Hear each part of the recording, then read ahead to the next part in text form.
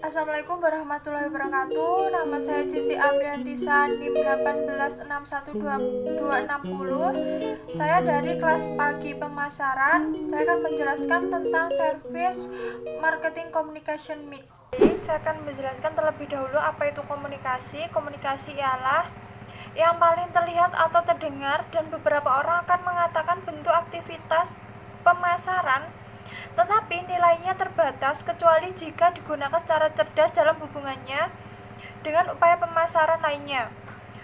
Selain itu, ada banyak kebingungan tentang ruang lingkup komunikasi pemasaran layanan, dengan banyak orang masih mendefinisikan secara sempit. Komunikasi harus dilihat secara lebih luas dari sekedar iklan media, hubungan masyarakat. Berikutnya, model komunikasi pelayanan terpadu yang berfungsi sebagai kerangka kerja pengorganisasian. Dalam model ini dimulai dengan 5W. Dalam pengembangan strategi komunikasi ini ada dua, yaitu siapa dan apa. Pertama, untuk siapa.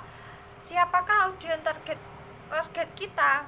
Nah, audiens target utama untuk layanan komunikasi ini setelah pelanggan, target segmen pelanggan penggunaan layanan dan karyawan. Karena pemasaran layanan, konsumen tidak secara umum mengetahui prospek sebelumnya. Kebutuhan biasanya untuk menggunakan alat bantu komunikasi tradisional yang terdiri dari elemen-elemen seperti periklanan media, periklanan online, hubungan masyarakat. Kemudian apa?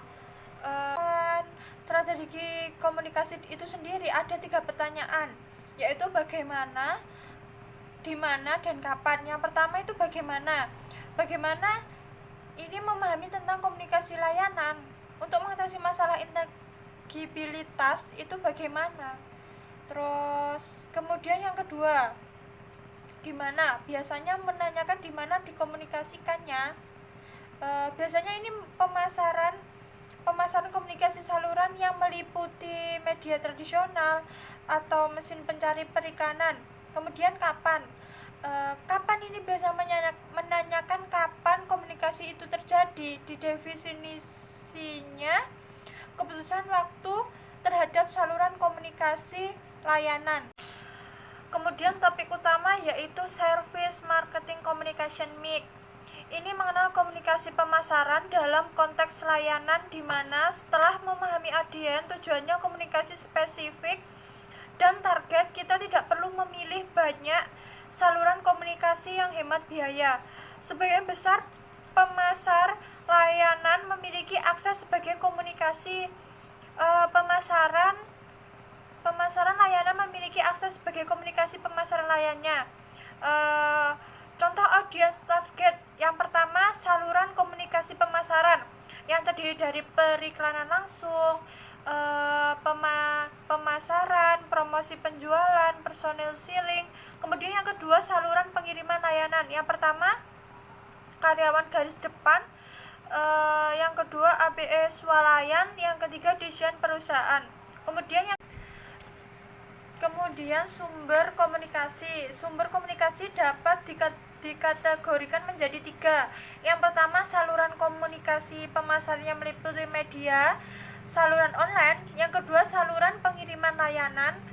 Pemasaran juga harus mengatasi faktor lain seperti kecepatan mengunduh yang mempengaruhi kelekatan situs web. Antara lain adalah konten berkualitas tinggi. Kedua, mudah digunakan, artinya mudah untuk menemukan jalan di sekitar situs dan navigasi yang baik. Ketiga, cepat untuk diunduh. Kemudian kekhawatiran konsumen tentang privasi online. Yang pertama, memberikan informasi palsu. Yang kedua, menggunakan teknologi untuk mengubah identitas. Yang ketiga, menunjuk untuk memberikan informasi dan menghindari situs web dan memerlukan data pribadi. Baik, terima kasih presentasi dari saya. Kurang lebihnya saya mohon maaf. Wassalamualaikum warahmatullahi wabarakatuh.